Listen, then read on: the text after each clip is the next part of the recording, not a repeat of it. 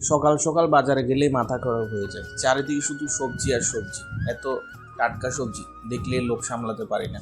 তো নিয়ে নিলাম যা যা দরকার প্রয়োজন অনুসারে সবজি। আসার সময় একজন ভদ্রলোক মরিচের চারা আর বেগুনের চারা বিক্রি করছিল, তো সেখান থেকে 10 টাকার চারা নিয়ে নিলাম, কারণ জায়গা নিয়ে বাড়ির মধ্যে, সেই জন্য 10 টাকার চারা বাড়ি নিয়ে আবার রওনা হলাম। এই যে দেখো বাইকে রওনা হয়েছি বাড়ির উদ্দেশ্যে।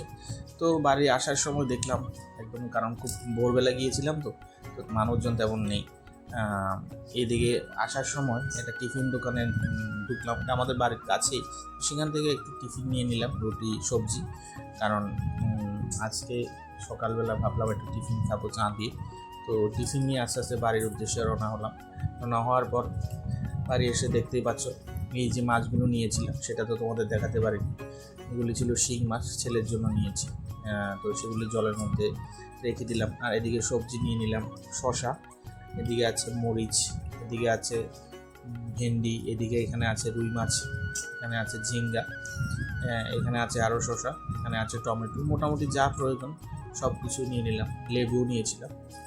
তো সবগুলি নিয়ে আসার পর ব্যাগ থেকে বের করে নিচে রেখে দিলাম, পরে গুছিয়ে রাখা হবে। আর এদিকে দেখো এই যে মাছ দেখিয়েছিলাম প্যাকেটের ভিতরে, এই যে রুই মাছ, একদম তত্তাজা রুই মাছ। তো নিয়েছিলাম ছোটো ছোটো চিংড়ি মাছ, দেখতে পাচ্ছ। তো ভিডিওটা কেমন লাগলো অবশ্যই